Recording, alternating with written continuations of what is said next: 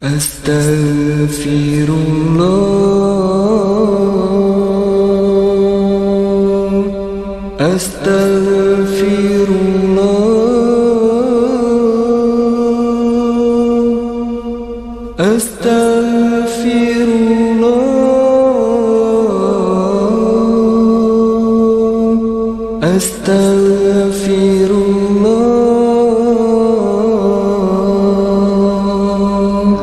Ya Allah, Ya Rahman, Ya Rahim, Ya Malik, Ya Quddus, Ya Salam, Ya Mu'min, Ya Muhaimin, Ya Aziz, Ya Jabbar, Ya Mutakabbir, Ya Khaliq, Ya Bari, Ya Musawwir, Ya Ghaffar, Ya Qahhar, Ya Wahhab, Ya Razzaq, Ya Fattah, Ya Alim, Ya Qabid, Ya Basit, Ya Khafid, Ya Rafi', Ya Mu'iz, Ya Mudhil, Ya Sami', Ya Basir, Ya Hakam, Ya Adil, Ya Latif, Ya Khabir, Ya Halim, Ya Azim, Ya Ghafur, Ya Shakur, Ya Alim, Ya Kabir, Ya Hafiz, Ya Muqim, Ya Hasib, Ya Jalil, Ya Karim, Ya Raqib, Ya Mujib, Ya Wasi', Ya Hakim, Ya Wadud, Ya Majid, Ya Ba'ith, Ya Shahid, Ya Haq, Ya Wakil, Ya Qawi, Ya Matin, Ya Wali, Ya Hamid, Ya Muhsi, Ya Mubdi, Ya Mu'id, Ya Muhyi, Ya Mumit, Ya Hayy, Ya Qayyum, Ya Wajid, Ya Majid, Ya Wahid, Ya Samad, Ya Qadir, Ya Muqtadir, Ya Muqaddim, Ya Muakhir, Ya Awwal, Ya Akhir, Ya Zuhir, Ya Batin, Ya Wali, Ya Muta'ali, Ya Bar, Ya Tawwab, Ya Muntaqim, Ya Afuwan, Ya Rahuf, Ya Ahad, Ya Malik al-Mulk, Ya Dhal Jalali wal Ikram, Ya Muqsit, Ya Jami', Ya Ghani, Ya Muni, Ya Mani', Ya Dhar, Ya Nafi', Ya Nur, Ya Hadi, Ya Badi', Ya Baqi, Ya Warith, Ya Rashid, Ya Sabur, Ya Allah, Ya Allah, Ya Allah, Ya Allah, Ya Allah, Ya Allah, Ya Allah, Ya Allah.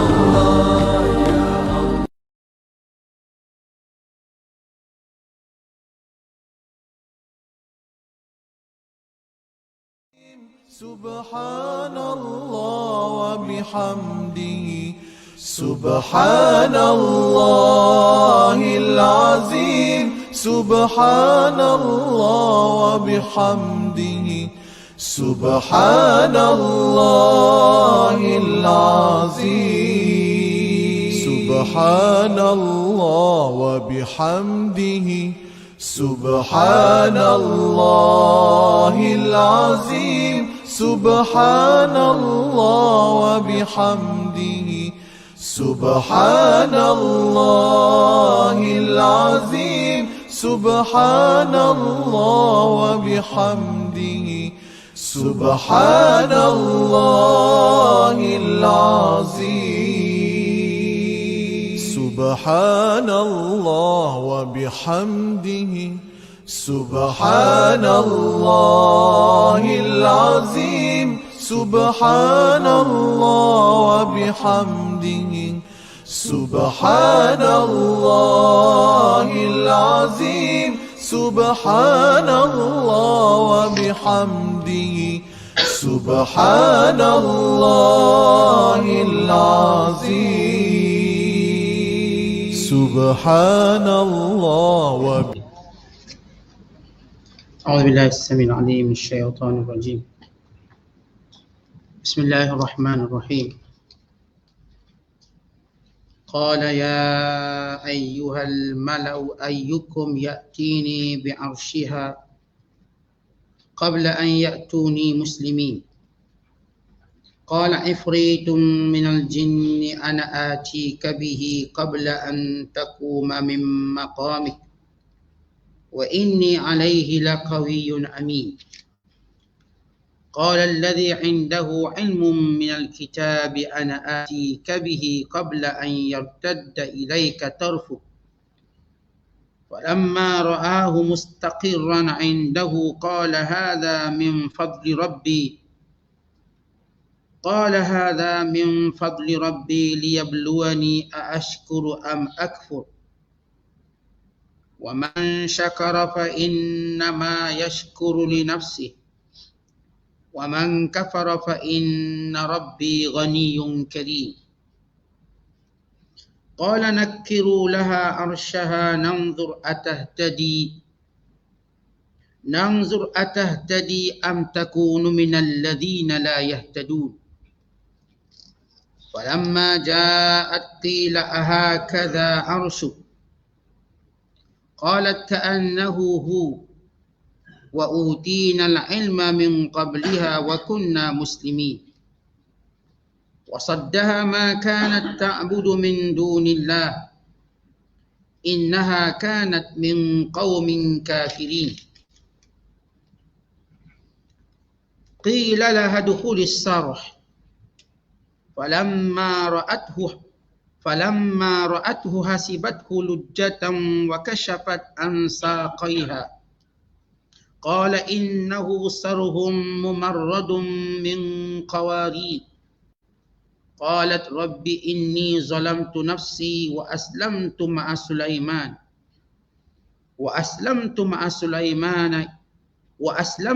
سليمان لله رب العالمين. صدق الله العظيم.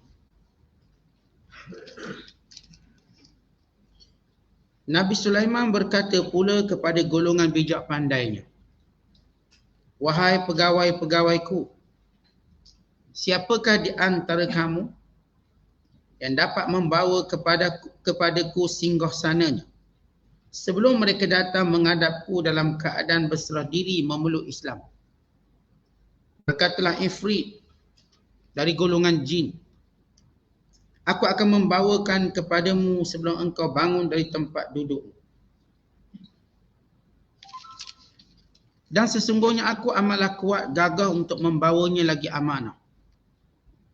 Berkata pula seorang yang mempunyai ilmu kitab,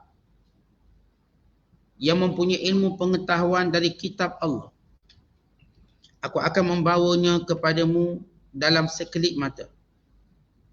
Setelah Nabi Sulaiman melihat singgasana itu terletak di sisinya, berkatalah ia, ini ialah dari limpah kurnia Tuhanku untuk mengujiku adakah aku bersyukur atau aku tidak mengenangkannya, atau aku tidak mengenangkan ini, atau aku tidak mengenangkan nikmat pemberiannya.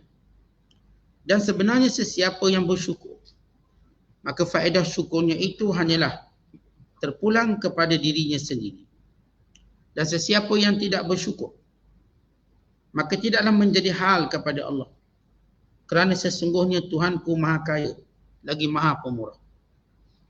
Nabi Sulaiman berkata pula kepada orang-orangnya, ubahkanlah keadaan singgasana itu, supaya kita melihat adakah ia dapat mencapai pengetahuan yang sebenar untuk mengenal singgasananya itu, atau ia termasuk dalam golongan yang tidak dapat mencapai pengetahuan yang demikian. Maka tak kala ia datang menghadap Nabi Sulaiman bertanya kepadanya, "Serupa inikah singgasanamu?" Ia menjawab, "Boleh jadi inilah dia. Dan kami telah diberikan ilmu pengetahuan sebelum berlakunya mukjizat ini. Dan kami pula adalah tetap berserah diri menjunjung perintah Allah." Dan ia dihalangi daripada memeluk Islam masa yang lalu. Apa yang ia pernah menyembahnya dari benda-benda yang lain dari Allah. Sesungguhnya adalah ia pada masa itu dari puak yang kafir. Setelah itu dikatakan kepadanya, ia persilakan masuk ke dalam istana ini. Maka tak kala ia melihatnya, disangkanya halaman istana itu sebuah kolam air. Serta ia pun menyingsingkan pakaiannya dari dua betisnya. Nabi Sulaiman berkata, sebenarnya ini adalah sebuah istana yang diperbuat licin berkilat dari kaca. Mendengar demikian, Balqis berdoa, "Wahai Tuanku, sesungguhnya aku telah menganiaya diri sendiri. Dan sekarang aku menegaskan bahawa aku berserah diri memeluk Islam bersama-sama Nabi Sulaiman kepada Allah, Tuhan sekalian alam." Kita berada pada episod terakhir surah Kisah Sulaiman AS dengan Balqis. Dan juga episod terakhir tentang kisah Nabi Allah Sulaiman sendiri. Di dalam surah An-Naml, surah yang ke-27 ini pada juzuk yang ke-19, bermula daripada ayat 38 sehingga ayat 44. Kalau dalam ayat sebelum ini, itu pada ayat 29 hingga 37, kita telah menceritakan bagaimana Sulaiman AS mengutuskan burung hudhud bagi mengutuskan surat. Dalam suratnya menyebut tentang keagungan Allah SWT dan memerintahkannya supaya tidak sombong dengan Allah, dengan menyembah selain daripadanya, dan datang kepada Nabi Allah Sulaiman dengan tunduk patuh dan memeluk Islam. Yang akhirnya Balqis atau Malikatus Saba menghantar utusannya menghantar hadiah untuk menguji apakah Sulaiman ini Nabi atau dia semata-mata seorang raja. Maka Sulaiman AS menolak pemberian hadiah tersebut dan mengancam untuk mendatangkan gerombolan tentera yang banyak yang tidak terkalah. Mendengar kata-kata ancaman Nabi Allah Sulaiman AS, maka utusan Balqis ini pulang ke negaranya, negara Sabah, dan menceritakan kepada Balqis apa yang dilihatnya pada tentera yang besar, kerajaan yang besar, kemewahan yang ada, serta ketegasan Nabi Allah Sulaiman AS, yang berakhir dengan Balqis tunduk dengan permohonan surat tersebut dan bersiap siaga, bersiap sedia untuk menemui Nabi Allah Sulaiman dengan para pembesarnya bagi menyatakan ketundukan atau tunduknya kepada Sulaiman AS dan bagi memperbetulkan akidahnya untuk menyembah Allah SWT. Artinya Balqis atau Malikatus Saba sudah bersedia untuk mengubah pendiriannya, untuk akur dengan dakwah dengan surat Nabi Allah Sulaiman. Ini kerana orang seperti Balqis tidak mungkin jahil tentang Nabi Allah Sulaiman. Artinya Balqis ni sebab dia pemimpin negara, dia banyak tahu tentang Sulaiman AS. Apatah lagi tanda yang terakhir bila dia menolak hadiah. Menguatkan lagi maklumat yang ada pada Balqis bahawa Sulaiman ialah seorang Nabi. Dan beliau pernah berkata kepada bala tenteranya, sekiranya dia seorang raja, dia akan menerima hadiah ini, maka kita tidak perlu mengikutinya. Tetapi kalau dia seorang Nabi, dia akan menolaknya dan kita mesti ikut. Sebab dia Nabi, dia bukan hidup nak cari harta. Hidupnya untuk berdakwah. Dan tidak ada yang lain yang mampu untuk menenangkannya melainkan kita memeluk Islam. Akhirnya Balqis bersetuju untuk datang menemui Nabi Allah Sulaiman. Dan disampaikan berita itu kepada Nabi Allah Sulaiman. Artinya perantaraannya masih lagi burun hudhud. Perantaraan yang memberitahu ketundukannya atau relanya untuk datang menemui Nabi Allah Sulaiman. Dalam ayat ini menceritakan apa yang Nabi Allah Sulaiman nak surprisekan kepada Balqis.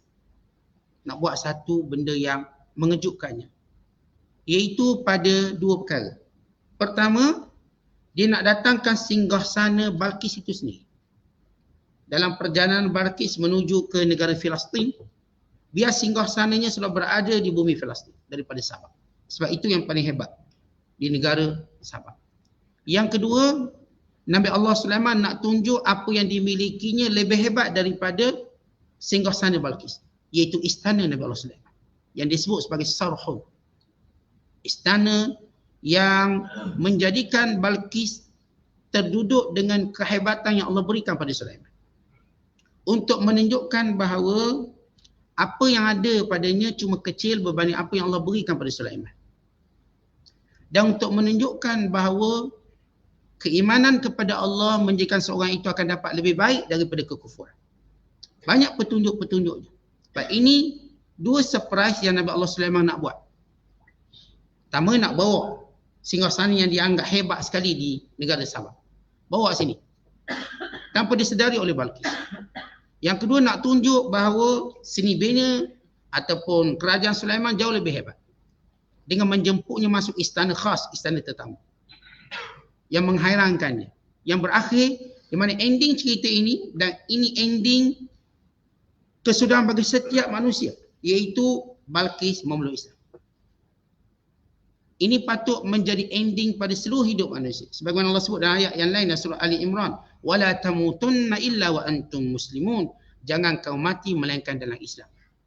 Semua ending kita, kesudahan kita dengan mati dalam Islam. Maka itulah keberuntungan yang besar. Hidup macam mana pun, tapi ending kita ialah mati dalam Islam. Dan itulah dakwah para Nabi SAW. Biar berakhir hidup ini dalam Islam. Kerana al-ibratu bil khawatim. Nilai seseorang bagaimana kesudahannya. Man kana akhir kalamihi la ilaha illallah dakhal jannah. Siapa yang akhir kehidupannya ialah la ilaha illallah, maka dia masuk syurga. Maka ini ending yang perlu dicari oleh semua manusia, iaitu Islam. Dan ini yang perlu dilakukan oleh semua pemerintah. Baik, kembali pada ayat ini. Qala ya ayyuhal malak. Maka berkata Sulaiman, wahai sekalian pemimpinku. Perkataan malak yakni pemimpin. Mala'u, pemimpin-pemimpin. Ada orang kata bangsa Melayu berasal daripada perkataan mala'u. Itu malak, Melayu. Dan malak, iaitu pemimpin. Berkatalah Sulaiman AS kepada para pemimpinnya, ayyukum, siapa di kalangan kamu, ya'ti ini boleh mendatangkan kepadaku bi'arsyiha, dengan singgasana, yakni singgasana Balqis, qabla an ya'tuni muslimin, sebelum dia datang memeluk Islam kepadaku. Artinya Sulaiman AS pun ada maklumat bahawa Balqis bersetuju untuk memeluk Islam. Kerana kalau kita lihat dalam sejarah, Nabi-Nabi yang mengutuskan surat, termasuk Nabi Muhammad SAW, seperti bila Rasulullah menghantar surat kepada Hercules, maka dalam surat itu Hercules, kerana kebanyakan pemimpin mereka ada maklumat itu melalui orang bawahannya, hampir Hercules hendak memeluk Islam. Bila Nabi sallallahu alaihi wasallam menghantar surat kepada Hercules dengan berkata, aslim taslam, kamu Islam, kamu selamat. Kalau kamu Islam, kamu dapat dua pahala, pahala keislaman kamu dan pahala rakyat kamu yang memeluk Islam. Tapi kalau kamu tidak memeluk Islam, maka kamu menanggung dosa-dosa mereka. Kamu berdosa dan kamu tanggung dosa-dosa mereka. Lalu bila Hercules bertujuan hendak memeluk Islam, maka seluruh pemimpin-pemimpin dan batariqah dan juga padri-padrinya menuju ke pintu keluar. Dengan ancaman, kalaulah peluk Islam, kami lari, kami takkan sokong kamu. Akhirnya kata Hercules, bukan aku nak masuk sungguh olok-olok je. Akhirnya dia tidak mau memeluk Islam. Tapi dia tahu kebenaran Islam. Kerana sebelum itu, Hercules telah memanggil Abu Sufyan untuk bertanya tentang Nabi Muhammad.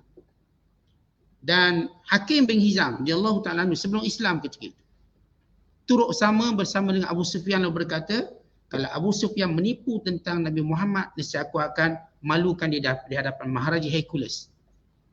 Akhirnya Abu Sufyan cerita benar tentang Muhammad sallallahu alaihi wasallam. Dan Abu Sufyan belum Islam. Dan Hercules mengatakan kalau begitu dibawa dia Nabi sebagaimana Nabi Isa AS. Demikian juga Balqis. Balqis Sebab kita tak tengok dialog dakwah. Kerana Balqis katakan dia orang berpengetahuan. Kalau orang berpengetahuan kita ajak, okey. Dia mudah. Yang dah tahu bahawa menyembah matahari itu salah. Kerana kita akan beritahu kenapa Balqis terjebak menyembah matahari. Kerana Allah menyebut alasannya. Allah sebut. Kenapa Balqis terjebak menyembah matahari? Seolah-olah ia satu keuzuran dia. Maksud keuzuran satu alasan yang seperti kuat alasan ini. Allah sebut pada ayat yang akan kita bacakan nanti. Maka Nabi Allah SAW tahu Balqis akan datang dan memeluk Islam. Maka Nabi SAW minta siapa yang boleh mendatangkan arasnya, tempat singgah sananya yang diperbuat daripada emas dan permata, yang paling gah dalam kerajaannya. Qala Ifrit, yang pertama offer, yang pertama menyetujui permohonan permintaan Nabi Allah SAW ialah Ifrit minal jin. Bila Allah sebut Ifrit, satu-satunya surah yang menyebut kalimah Ifrit. Ifrit minal jin. Bila sebut Ifrit, maka orang tak kenal Ifrit itu apa? Minal jin, kalangan manusia. Sama juga waktu Allah menyebut Iblis, ni makhluk mana? Allah Ta'ala sebut dalam surah Kahfi, wa kana minal jin, dia jin. Supaya kita tahu makhluk yang Allah Ta'ala ciptakan untuk melihat kebesarannya, mukallaf dan menjunjung perintahnya, ada dua. Pertama manusia, kedua jin. Manusia dan jin. Dan dua makhluk ini yang dinamakan sebagai mukallafun, yakni yang wajib menjalankan perintah Allah. Yang wajib. Maka bila Nabi Allah SAW suruh, siapa? Pasti yang Nabi Allah SAW maksudkan orang-orang makhluk-makhluk Allah ini. Kerana Nabi SAW tak akan offer pada gajah. Tak offer pada binatang lain walau dia besar. Makhluk ini tidak mukallaf. Kerana mukallaf dia bukan sekadar berkait pada fizikal, dia baik berkait dengan akal dan kecerdikan. Dan binatang tidak ada kecerdikan. Binatang ada otak. Otak dia kalau kita makan pun sedap. Dia ada otak tapi dia tak ada kecerdikan. Kalau binatang ada kecerdikan, maka habis kita. Yang dikecerdikan hanya dua makhluk, manusia dan jin. Kerana kecerdikan mereka membina tamadun dan mereka membina teknologi. Kerana kecerdikan mereka membina rumah, mereka membina kenderaan. Tapi binatang tidak. Kalau binatang cerdik, binatang dah lama buat kenderaan. Semut dah lama hidup, dia dah buat kenderaan. Dia dah buat lori mungkin. Semut pun ada lori, senang boleh buat barang lagi banyak. Mungkin burung pun sama. Dia pun ada pesawat kargo burung ni. Senang nak buat barang banyak. Tapi dia tak ada kecerdikan. Makhluk yang ada kecerdikan cuma dua, manusia dan jin. Di kalangan mukallafun. Di kalangan mukallafun. Maka tawaran ini kepada makhluk ini. Lalu jawab pertama jin. Kenapa disebut jin terlebih dahulu? Untuk menunjukkan ada makhluk lain namanya jin. Dan ini akidah. Bezanya jin sebagaimana disebut oleh para ulama. Waktu di dunia kita tidak dapat melihat jin. Jin melihat kita. Berdasarkan firman Allah Ta'ala, innahu yarakum wa qabiluhu min haitsu la tarawnahu. Sesungguhnya iblis dan jin-jin yang lain melihat kamu dan keadaan kamu tidak melihatnya. Tapi di hari akhirat kelak, kita melihat mereka, mereka tak dapat melihat kita. Di balik akhirat kelak, jin tidak dapat melihat manusia. Manusia boleh melihat jin. Ya di dunia ini, manusia juga, jin juga boleh tidak. Ataupun dihilangkan kemampuan melihat manusia bila manusia berlindung dengan zikir dan kalimah Allah. Sebab itu kalau kita buka baju telanjang, kita menyebut nama Allah. Maka jin tak nampak telanjang kita. Kalau seorang bersama dengan isterinya, dia menyebut nama Allah, maka jin tidak nampak dia bersama dengan pasangan dia. Tapi kalau seorang itu tidak menyebut nama Allah, maka jin nampak dia. Bila sebut nama Allah, maka dia ada tasattur atau terlindung. Artinya kita bagi jin, dia kata kita dengan ada ilmu gaib sebab dia tak nampak. Kenapa kita ada zikir, wirid yang kita baca? Contohnya, a'udzu bikalimatillahi tammati min syarri ma khalaq. Bismillahilladzi la yadurru ma'asmihi syai'un fil ardi wala fis sama' was-sami'ul 'alim. Antaranya muawwizatain, qul a'udzu birabbil falaq, qul a'udzu birabbin nas. Antaranya suratul ikhlas, antaranya ayat kursi. Semua ayat ini ayat pelindung yang menjadikan jin dan syaitan tidak mampu mendekati kita atau mungkin tidak mampu melihat kita. Maka supaya manusia di dunia banyak zikir. Dilindungi daripada kejahatan-kejahatan jin yang dia tak nampak. Dan kejahatan-kejahatan yang dia tak boleh baca. Qala ifritun minal jin, berkata ifrit di kalangan jin. Ifrit ini kita katakan sejenis jin.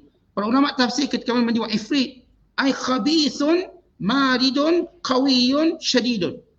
Ini jin paling jahat sekali. Jin paling gagah sekali. Jin paling bengkeng sekali. Dia jenis ifrit. Dia jenis boleh mampu mengangkat barang-barang yang berat. Ini dalil. Sebahagian jin mampu memindahkan barang.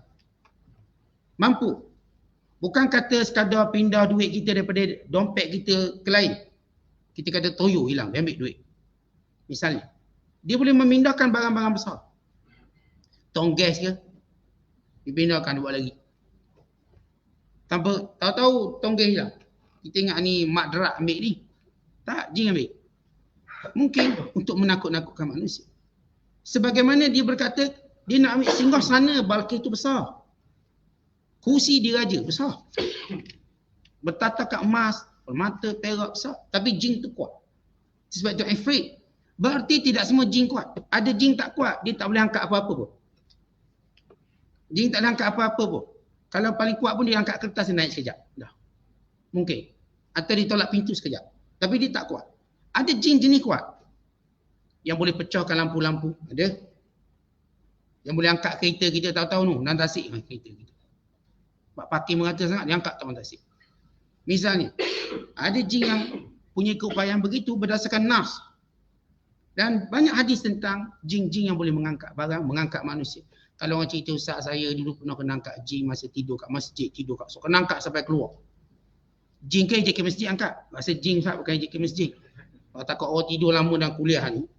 Tak bangun-bangun JK masjid pun angkat tak keluar.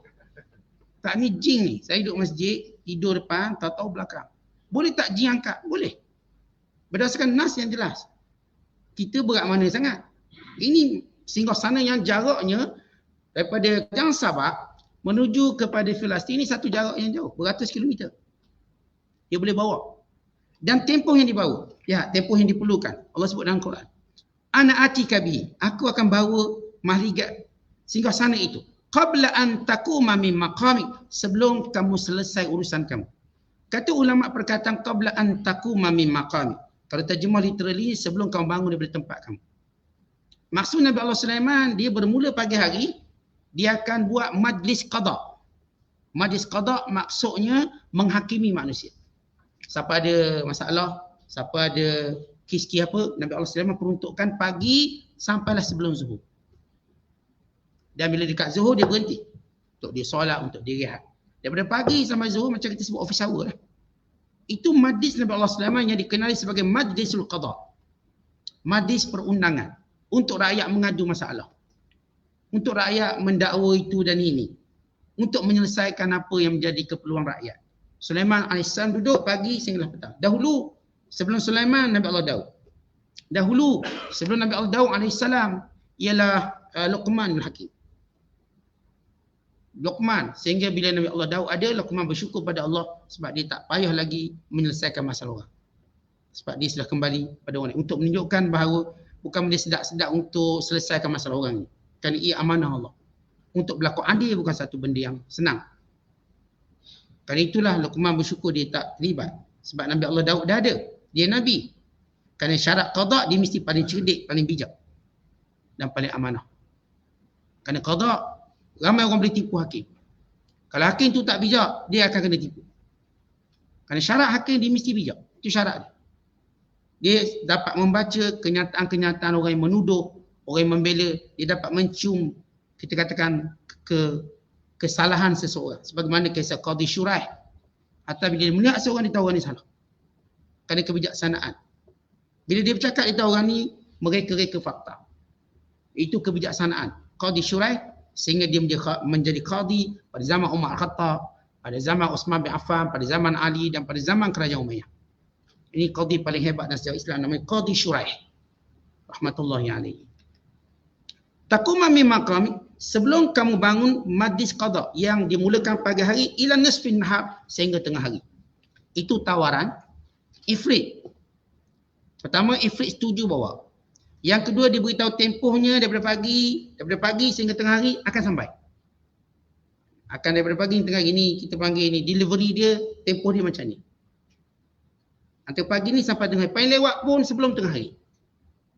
Lalu apa alasan jin ifrit kata dia mampu buat? Dia kata, wa inni alaihi, kerana aku, kata jin, membawa singgahsana itu laqawiyyun, aku gagah. Kemudian jin ni pun sebut, amin, aku amanah.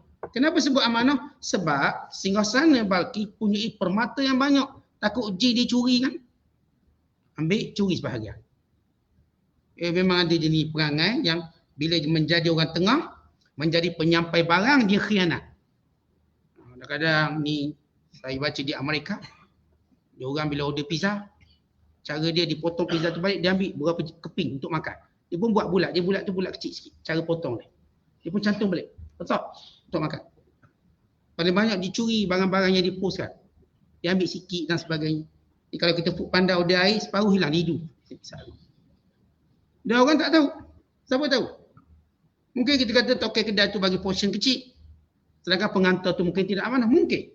Yang saya kata bila saya baca atau saya tengok banyak berlaku kecurian kepada orang yang hantar barang ni. Tidak amanah. Maka jin ni nak beritahu, pertama dia gagah boleh bawa. Sebab benda tu kan berat. Yang kedua dia amanah, dia takkan ambil mana-mana permata ataupun emas. Takkan ambil. Amin. Ini jaminan jin tu pada Nabi Allah Sulaiman. Jaminan pertama dia gagah, jaminan kedua dia amanah. Sebab kita kan nak jadikan orang tu sebagai wakil, dia kena ada sifat gagah, dia kena ada sifat amanah. Kalau tidak, tak sampai barang tu. Kalau tidak, sampai lain. Order lain, dapat lain. Itu biasa berlaku. Order lain, dapat lain. Ramai mana kena tipu. Buat review. Kita orang order lain, dapat lain. Order pembuka ting, dapat. Tak boleh buka pun ting. Order pemecah telur, dapat. Alat yang sebenarnya tak boleh pun pecahkan telur. Banyak ditipu. Kerana tidak ada amanah. Barangnya sampai. Sifat qawi tu ada, sampai tepat waktunya. Tapi amanah tak ada. Maka ini adalah syarat penghantar ataupun delivery ni. Yang di-offer oleh jin ifrit kepada Nabi Allah Sulaiman. Tapi Nabi Allah Sulaiman kata lambat. Lambat. Ada tak cepat pada tu? Nabi Allah kata lambat. Ya, bagaimana para Nabi mereka mengutamakan masa. Kita ni tak boleh cukup dengan masa-masa yang tertentu. Bukan kita kena ada satu sifat. Di umur kita pendek sebenarnya untuk menjadikan sifat kita lebih cepat, lebih cepat, lebih cepat. Siapa yang mampu mengejar masa, maka dia lah dapat keuntungan atas dunia ni. Dulu tuan-tuan kalau kita sebut telegram kita. Antara hari ni seminggu dah baru sampai. Tuan-tuan masih ingat telegram? Kalau kampus saya yang pakai serban ni, dia kerja dia hantar telegram.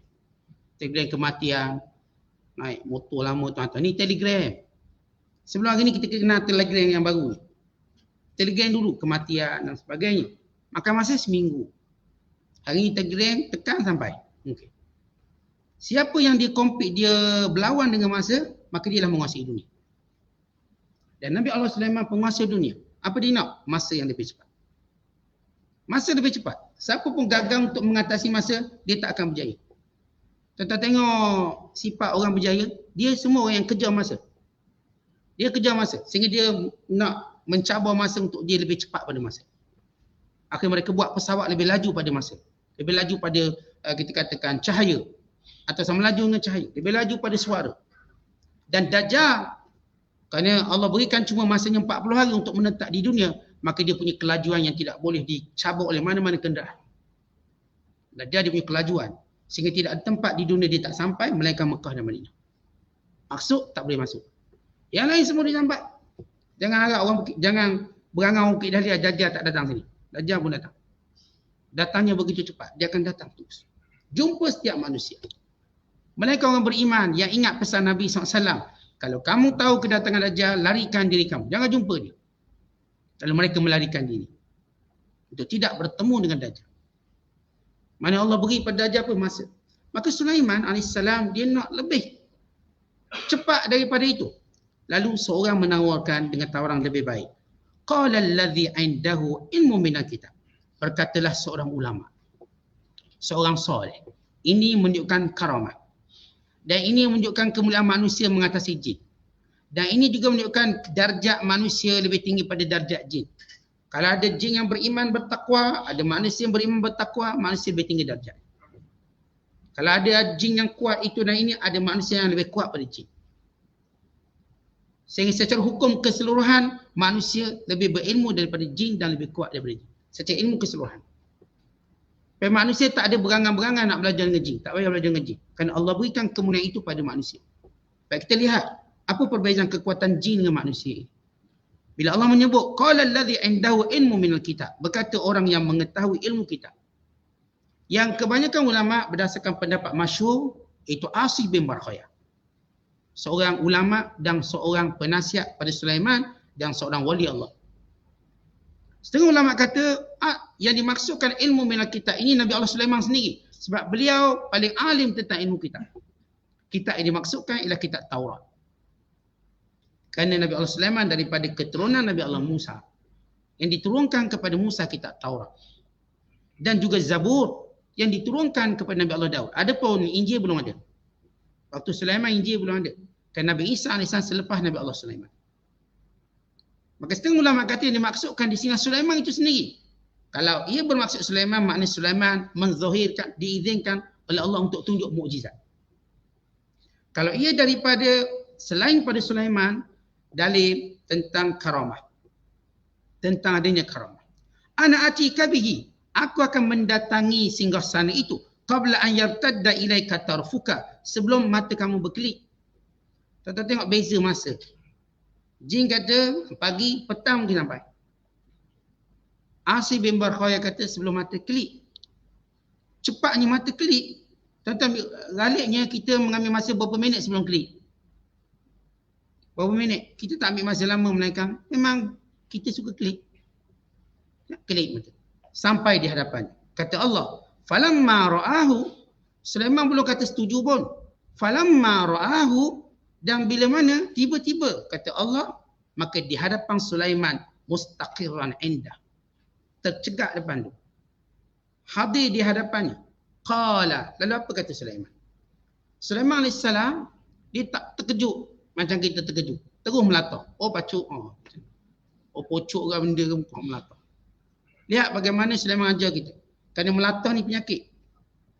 Orang melatah tu dia kena penyakit, dia kena ubat. Tapi kadang-kadang orang melatah ni disengaja biarkan benda tu kita katakan berkembang ke jadi penyakit yang memalukan. Dan ada pula yang tukang sakat, biar dia melatah lebih lama. Betul lagi kalau melatah tu menyebut benda yang tak baik. Dan melatah ni satu bentuk kita kata penyakit, dia bukan normal. Normalnya orang tak melatah. Bagaimana Nabi Allah Sulaiman ajar kita melihat satu benda ajaib. Bayangkan baru cakap datang depan mata. Qala hadha min fadli rabbi. Ini kurniaan Allah. Kita dapat sesuatu yang mengejut, ini kurniaan Allah. Ini datang dari Allah. Ini adalah nikmat daripada Allah. Begitu kita diajar, sehebat mana pun nikmat tu datang, kita tidak pernah lupa Allah yang memberikannya. Lalu apa lagi kata Sulaiman? Liyabluwani, untuk Allah menguji aku dengan nikmat ini. Ashkuru, apakah aku bersyukur? Am akfuru, ataupun aku kufur. Apa maksud kufur di sini? Bila menyandarkan pada diri sendiri. Oh, tengok hebat aku, datang kursi ni. Tengok hebat orang bawahan aku, datang kursi ni. Tak, dia kata ini daripada Allah. Dia tak kata hebat kamu Asif, nanti kita naik pangkat lagi 2 bintang. Dia naik lagi pangkat, tak. Inilah kurniaan Allah. Dia ajar kepada semua rakyatnya, apapun kehebatan yang berlaku dalam kerajaannya, ini kurniaan Allah. Kata ini pemimpin yang mengajar rakyat bersyukur. Pemimpin yang mengajar rakyat menisbahkan sesuatu kepada Tuhan. Dan kita untuk elak ujub, sombong, elak setiap apa yang kita dapat, sandarkan pada Tuhan. Katakan ini dari Allah. Kalau orang puji kita, kalau orang cuba nak muliakan kita, katakan ini semua datang dari Allah. Kalau kita dapat satu nikmat, ketika mana kita rasa nikmat ni macam special sangat hanya untuk kita, untuk kita katakan ini dari Allah. Untuk uji kita. Apakah bersyukur atau kufur. Sebab manusia, dia tak boleh lebih sikit dia ujub. Lebih sikit dia sombong. Lebih sikit je. Maka kita cara nak tolak dia paling cepat. Ini cara tolak paling cepat. Cepat-cepat berkata, ini dari Allah. Waktu orang puji, orang sebut je, ini dari Allah. Untuk Allah uji saya. Apakah saya syukur atau saya kufur. Dengar anak kita berjaya, ini semua dari Allah. Allah nak uji saya, syukur atau kufur. Dengar bisnes kita naik, tu kita akan sebut ini semua dari Allah. Untuk uji saya syukur atau kufur. Dengar pangkat kita naik, tu kata ini semua dari Allah. Untuk uji saya syukur atau kufur.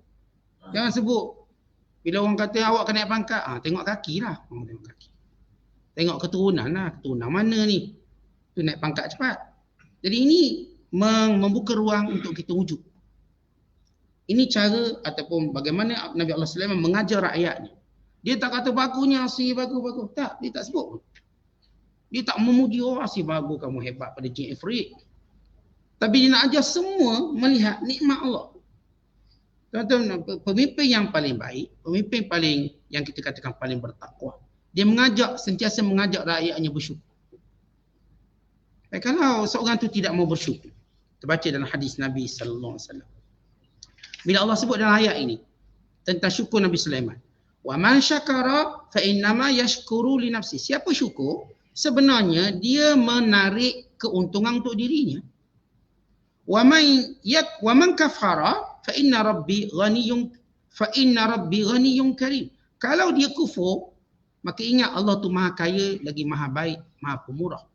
Berhubung ayat ini, kata para ulama, siapa yang bersyukur dengan setiap nikmat yang Allah berikan kepadanya, maka manfaat itu kembali kepadanya, bukan kembali kepada Allah.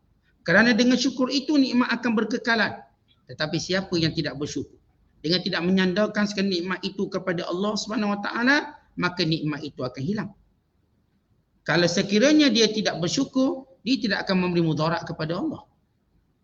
Kata kita, kalau orang tak terima kasih kat kita, mungkin boleh beri mudarat pada kita. Saya tolong dia siang malam, dia tak sebut pun terima kasih.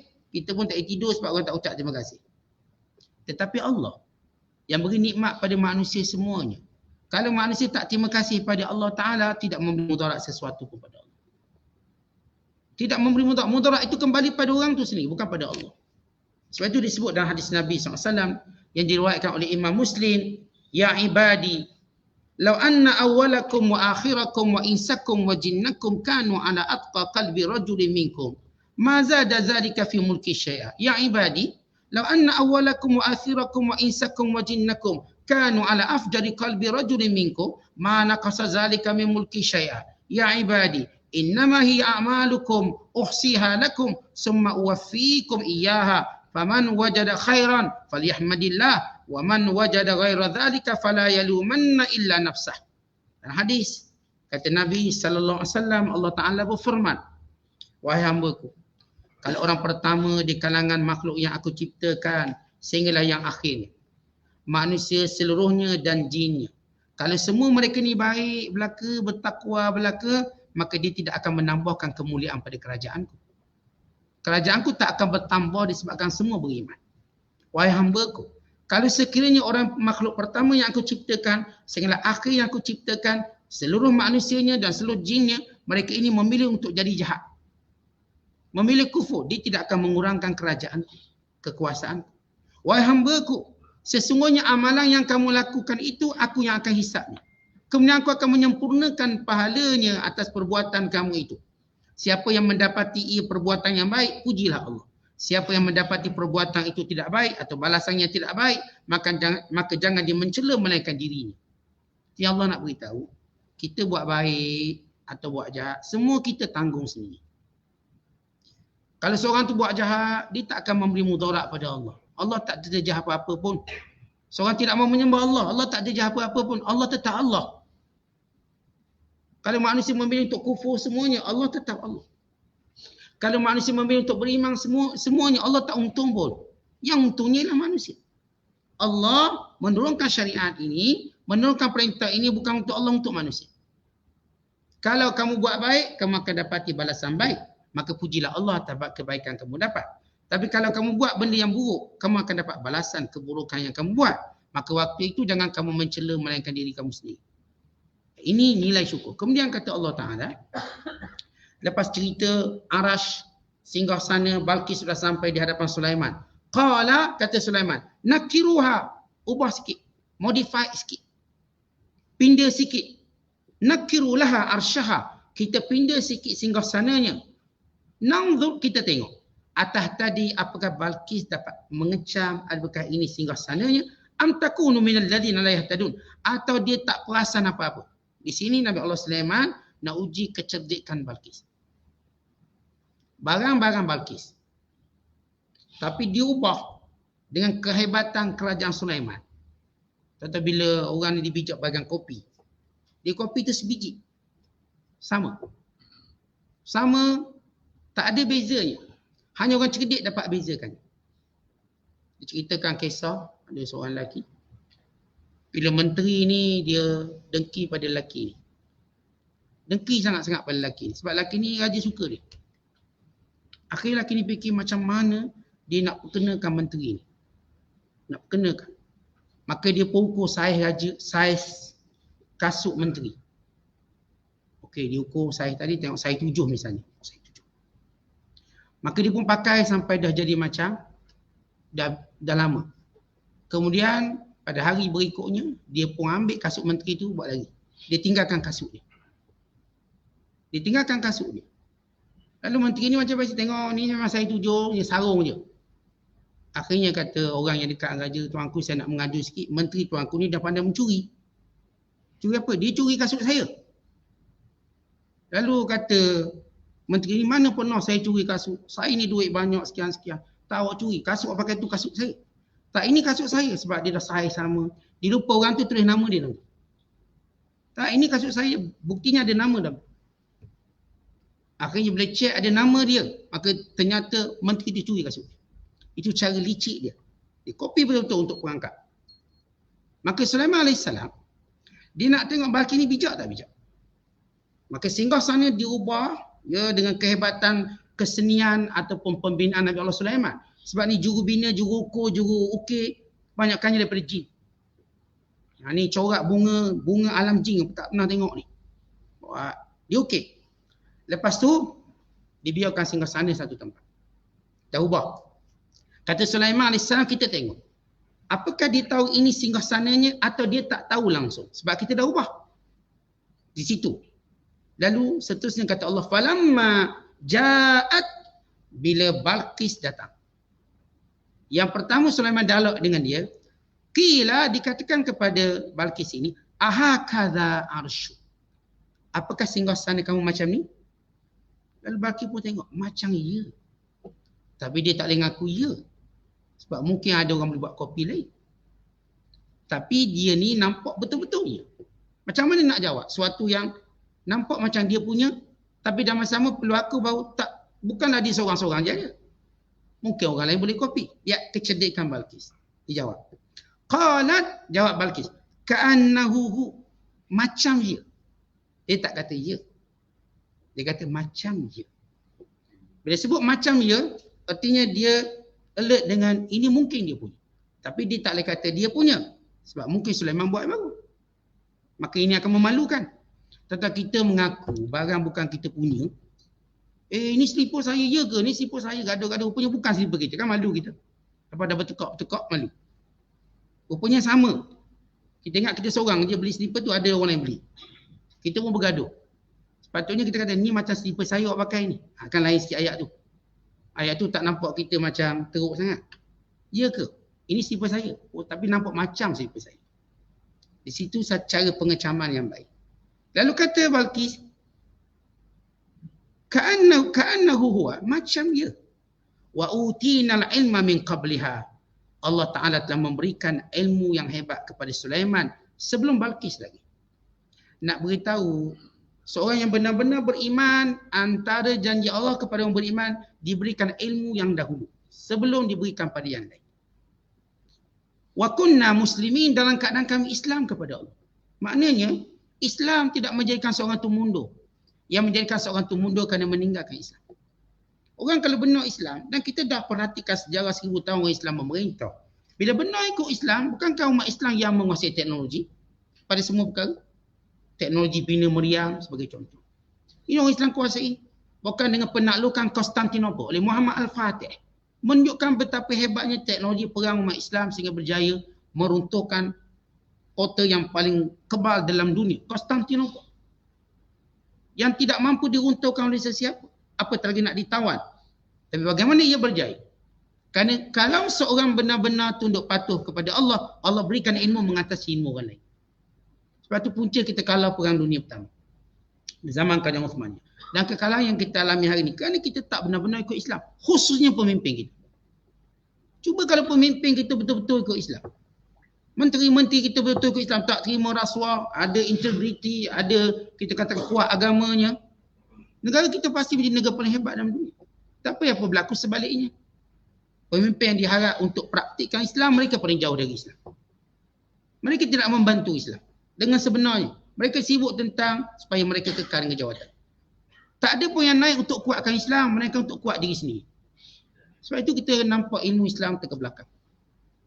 Kalau benar orang Islam buat, kita boleh mengatasi lebih cepat. Mengatasi ilmu orang-orang kafir. Sebagaimana Allah berikan kepada Sulaiman AS. Sebab itu bila Allah sebut di sini, wa utinal ilma min qabliha wa kunna muslimin. Kami telah berikan lebih baik ilmu kepada Sulaiman daripada Balqis dan kerajaannya. Disebabkan mereka ini daripada awal itu Islam dan tunduk kepada Allah. Wa saddaha ma kanat ta'budu min dunillah. Dan Balqis dan kaumnya dihalang daripada menyembah Allah. Inna kanat min qaumin kafirin. Baik di sini Allah menyebut apakah alasan kerajaan Sabah itu kufur? Kerana suasana kerajaannya itu kufur. Maksudnya bi'ah dia. Balqis dia mewarisi kerajaan itu pada ayah dia. Dia orang bijak, dia orang cerdik. Secerdik mana pun manusia, kalau dia berada dalam suasana, di dalam bi'ah, di dalam environment yang tidak baik, dia mewarisi benda tu. Dia akan mewarisi. Kalau kufur maka kufur. Sebagaimana pemimpin-pemimpin Mekah waktu Rasulullah mengajak mereka memeluk Islam, mereka kata ini datuk nenek moyang kami buat. Dari dulu lagi. Kami cuma ikut nenek moyang. Maka Balqis benda yang sama. Sebab dia kufur, bukan dia tak tahu bahawa itu kekufuran. Bukan dia tak nampak itu kebatilan, tetapi itulah yang diwarisi dalam kerajaannya. Bila Balqis ni keluar daripada negaranya, maka di situ pemikirannya berubah. Kalau kita tengok ramai orang, dia memeluk Islam bila dia keluar daripada negara dia. Sebab dia dah dibentuk pemikirannya kufur macam tu. Ini negaranya. Negaranya semua menyembah matahari, maka Balqis meneruskan apa yang menjadi kebiasaan kaumnya. Ini disebut oleh Allah Ta'ala, innaha kanat min qaumin kafirin, kerana dia duduk dalam kaum yang semuanya kafir. Kalau ikut dengan kecerdikan Balqis, maka dia dah boleh buat. Contoh kalau kita tengok, seringkali pemimpin negara Islam khususnya, bila kita suruh ubah benda ni, dia kata orang dulu yang buat macam tu. Kita orang ikut je. Orang dulu. Seolah-olah dia tak boleh ubah. Walau dia boleh ubah. Orang dulu yang buat dasar perswastaan. Sebab tu kita terpaksa ikut. Habis awak tak boleh ubah ke? Awak ada kuasa? Tak boleh. Kita ikut je. Akhirnya mereka terus menjustifikasikan benda-benda yang zalim kononnya tidak boleh diubah. Walau tuan-tuan tujuan kuasa untuk ubah. Itu kuasa. Kuasa ni bukan kita nak maintain apa yang dulu. Kalau benar-benar dia ada kuasa, dia akan boleh mengubah. Sebab itu benar-benar orang gunakan kuasa, dia boleh ubah secara drastik. Tapi orang tak nak guna kuasa, dia kata dah memang macam tu, kita cuma ikut. Itu berlaku kepada Balqis. Kuasanya tidak mampu mengubah rakyatnya, dia kebiasaan mereka kufur semua menyembah matahari. Sebab itu Allah Ta'ala menyebut tentang alasan kenapa Balqis itu sesat. Kerana persekitarannya. Di sini satu petunjuk kepada para pendakwa. Sebagai mereka sesat bukan kerana mereka ini engkar, jahat, bukan. Tapi kerana jahil mereka. Maklumat tak sampai pada mereka. Dan mereka duduk dalam kawasan-kawasan yang mereka ini terpengaruh dengan kesesatan. Menjadi tanggungjawab orang Islam untuk memberikan kesedaran. Mengeluarkan mereka daripada tempat tersebut. Untuk mereka tengok. Sebab mereka dah biasa duduk negara kafir. Orang kerja cuma hina Islam. Tapi bukan mereka jenis penghina Islam. Di sewaktu mereka datang ke negara-negara Islam, akhirnya mereka tengok berbeza. Orang ni kisah seorang wanita yang travel seorang diri naik motor pergi ke negara Islam. Maka dia nampak keindahan Islam di Pakistan, di Yaman, di sekian tempat. Berakhir dengan dia memeluk Islam. Sebab dia duduk negara dia, suasana memang tentang Islam je. Menakut-nakutkan tentang Islam. Bila dia mula keluar, dia tengok lain orang Islam. Masjid Islam lain. Kata masjid tempat ganas, masjid tempat sekian-sekian. Waktu dia masuk masjid, tempat paling tenang. Orang sibuk berzikir. Orang sibuk untuk baca Quran. Orang sibuk beribadat. Tak ada pun dibayangkan ni dalam masjid latih tentera lah, nak bom orang lah. Tu dibayangkan. Bila mana dia masuk masjid, akhirnya dia memeluk Islam. Itulah cerita sebahagian orang kafir. Kufur mereka bukan kerana kejahatan mereka. Tetapi kerana persekitaran mereka. Suasana mereka. Ini yang dialami oleh Balqis. Walau dia cerdik, bijak. Tak ada orang cerdik, orang bijak dengan pantas mengetahui sesat dan betul. Sembah berhala, memang dengan pantang mereka tahu ini berhala baru kita buat semalam. Takkan dah jadi Tuhan. Kita hidup lebih lama pada berhala ni. Kita lahir dulu pada berhala ni. Tiba-tiba dia Tuhan. Mereka dengan mudah boleh fikir. Tapi dah suasana bangsa macam tu. Dah kalau orang India, dia dah biasa dengan Hindu dia.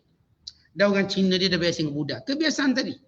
Maka menjadi kewajiban Islam menyebut, mengajak mereka keluar daripada kebiasaan. Sebab sebagai mereka orang yang ada akal. Bijak. Mereka nampak benda tu salah. Tapi mereka tidak mampu keluar daripada kebiasaan kerana kekangan kebiasaan. Kekangan itu yang menjadi tanggungjawab. Sebab itu ini hikmah kenapa Sulaiman suruh Balqis datang, bukan Sulaiman pergi. Kalau Sulaiman kata kau duduk diam-diam kat sana, aku pergi. Tak, dia kata keluar datang. Untuk dia melihat di sini, tak ada yang menyembah melainkan Allah.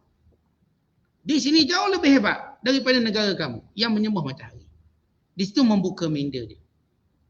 Di situ membuka keimanannya. Di situ membuka hidayahnya.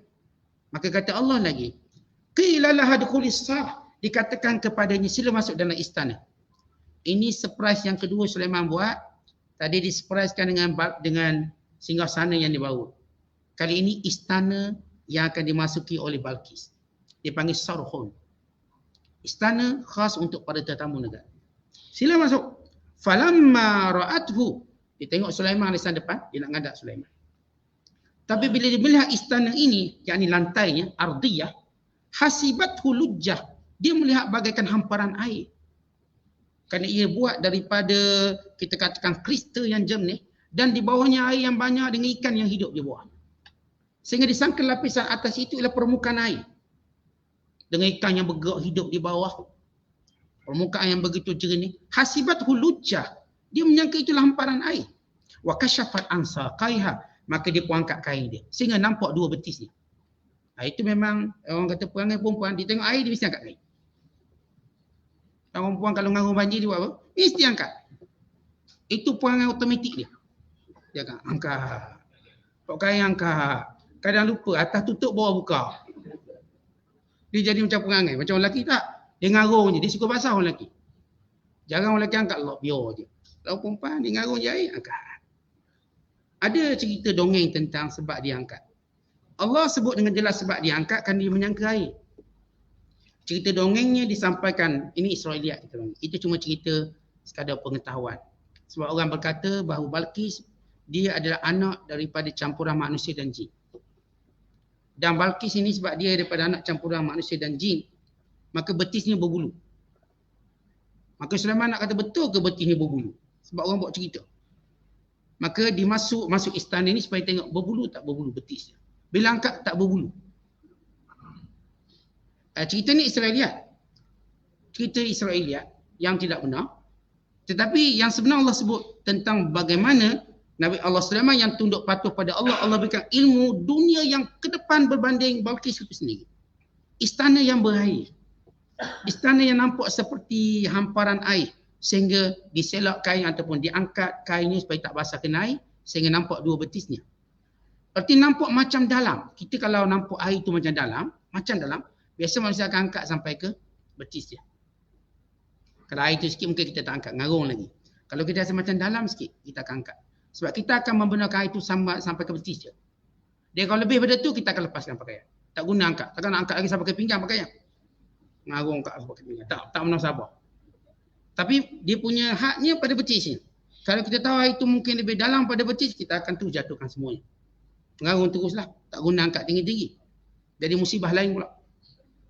Jadi bila Allah menyebut tentang kehebatan sarhun istana, lebih hebat daripada singgasana Balqis yang dibanggakan oleh negara itu. Sebab setiap negara dia ada apa yang disebut sebagai terikmat negara. Mana-mana negara cenderung untuk buat sesuatu yang nampak hebat. Burj Khalifah, kita buat menara Merdeka, tinggi di dunia ni buat menara ni, semua. Ada kecenderungan setiap negara nak bina satu benda yang ikon dalam negara dia. Sebagai Balqis, singgasananya hebat. Sehingga dia perkatakan rakyat. Maka Sulaiman tunjuk istananya hebat. Bila masuk, sampai disangka ia hamparan air. Dia angkat kainnya sehingga nampak betis ni. Qala innahu, Sulaiman pun kata, Qala innahu. Semua kita jatuhkan. Jatuhkan kain awak tu. Innahu sarhum mumarrab. Ini ialah istana yang dibuat daripada batu yang jernih, kristal, mumarrad min qawarir, daripada kaca yang jernih. Qawarir ini kaca yang nampak seperti tak nampak kaca. Macam selalu kita tengok, ada orang ingat tu apa nama ni? Tuan-tuan kan selalu kita jumpa orang yang langgar pintu cermin tu. Sebab orang sudah lap-lap nampak jernih, macam bukan. Maka bila laut tak terantuk bengkak, pincuk. Itu banyak orang langgar pintu cermin tu. Sehingga kita terpaksa buat line kuning. Supaya tahu ini cermin. Itu macam tu pun dah langgar tu. Bayangkan yang menjadi istana Nabi Allah Sulaiman ini. Dia punya hebat sehingga dia angkat kainnya, disangka air. Disangka genangan air, disangka hamparan air. Dan Sulaiman cepat-cepat beritahu. Kenapa? Kenapa Sulaiman tak biarkan? Tak boleh tengok aurat orang. Kena beritahu cepat. Kalau Sulaiman biar. Sampai sini biar dia angkat terus. Itu kalau kita. Sulaiman tak, dia cepat-cepat menyuruh orang letak. Kalau dia suruh turunkan kain, ini namanya orang bangsawan, dia tak nak kain dia, rosak kena air. Maka Sulaiman beritahu itu hakikat lantai yang dia lalui. Innahu mumarrad, itu cuma lantai. Min qawari, daripada kaca telus. Daripada kristal. Maka supaya dia turun sendiri. Sulaiman AS tak kata turunkan kain, tapi dia beritahu tempat ini, maka dia sendiri turunkan kain. Ini adab dia bercakap. Qalat, lalu berkata Balqis, Rabbi inni zalamtu nafsi, ya Allah, aku telah menzalimi diriku. Dengan menyangka kekufuran itulah aku akan jadi maju, aku akan dapat dunia. Tidak. Keimanan itulah yang menjadikan kita dapat dunia dengan sebenar. Mendapat kebahagiaan dengan sebenar. Nikmat ini datang dari Allah. Wa aslamtu ma'a Sulaiman, aku menyerahkan diriku bersama Sulaiman. Yakni aku Islam sebagaimana Nabi Allah Sulaiman Islam. Lillah, kepada Allah, Rabbil Alamin, Tuhan sekalian alam. Ini akhirnya Balqis bila melihat keimananlah yang menjadikan seorang dapat semua nikmat dunia dan akhirat. Keimananlah yang menjadikan seorang itu dimuliakan oleh Allah dengan nikmat tanpa mereka takut hilang nikmat ataupun lalai dengan nikmat. Menjadikan mereka sentiasa bersyukur pada Allah. Maka menyebabkan Balqis tahu kesesatan dia, duduk lama dengan kaumnya sehingga memilih kekufuran. Walau dia tahu apa yang dibuat oleh kaumnya salah. Dan dengan apa yang dilihat kehebatan, kemuliaan. Ini menunjukkan seni bina menjadi seni dakwah. Dakwah ni bukan sekadar kita cakap. Dakwah ni bukan sekadar kita ceramah dan sebagainya. Kadang-kadang seni bina itu dakwah. Seni bina itu dakwah. Teknologi itu dakwah. Dan segala kemodernan itu adalah dakwah. Kalau umat Islam boleh menggunakan dengan betul, dia menjadi dakwah yang paling baik. Facebook itu dakwah. TikTok itu dakwah. Semua elemen ini adalah dakwah yang perlu kita gunakan dengan betul. Akhirnya Balqis ini, dia memeluk Islam, cuma timbul persoalan. Ustaz, Balqis ni bujang ke kahwin? Awak nak kahwin dengan dia? Bujang ke kahwin? Itu nak tanya, bujang ke kahwin? Ayat menjelaskan bahawa dia bujang. Sebab tidak, kalau sekiranya dia kahwin, dia pasti datang dengan suami. Pasti ada dialog dengan suami. Dan Balqis kekal ingin hendak bujang, lalu kata Nabi Allah Sulaiman, Islam menyuruh kahwin. Dan kamu kena kahwin. Pilih mana satu dan kamu kahwin. Aku kahwinkan. Kata Balqis, aku berada pada kedudukan aku yang tinggi. Tidak mungkin aku berkahwin dengan orang rendah. Ini dalam Islam kita panggil kufu. Artinya orang kalau tak sekufu, dia tak boleh kahwin dengan perempuan tersebut. Kerana dibimbangi akan menjadi penghinaan. Tak sekufu. Sebagaimana perkahwinan antara Zainab binti Jahsh dengan Zaid bin Harithah. Kalau tak sekufu. Menyebabkan Zainab sentiasa meninggi dirinya. Allah, Nabi menyuruh Zaid berkahwin dengan Zainab untuk membatalkan amalan tabanni, amalan anak angkat. Ini anak angkat, mereka duk fikir bahawa menantu angkat tak boleh kahwin. Pada anak angkat, dia bukan anak kita. Dia orang asing. Walau kita namakan angkat, kita ambil dia dari kecil. Kita tak boleh anggap dia macam anak kita secara hukum.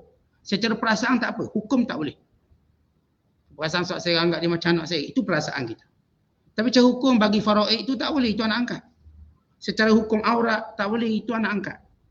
Dan secara musaharah, kalau dikahwin orang lain, dikahwin seseorang, kita kata ini pula menantu angkat. Tak, menantu ni halang untuk dikahwini. Dia bukan menantu angkat dengan maksud mengubah hukum. Maka Allah perintahkan supaya Rasulullah menyuruh Zaid berkahwin dengan Zainab untuk membatalkan amalan tabanni anak angkat. Sehingga oleh kerana Zainab dia bangsawan, Quraisy,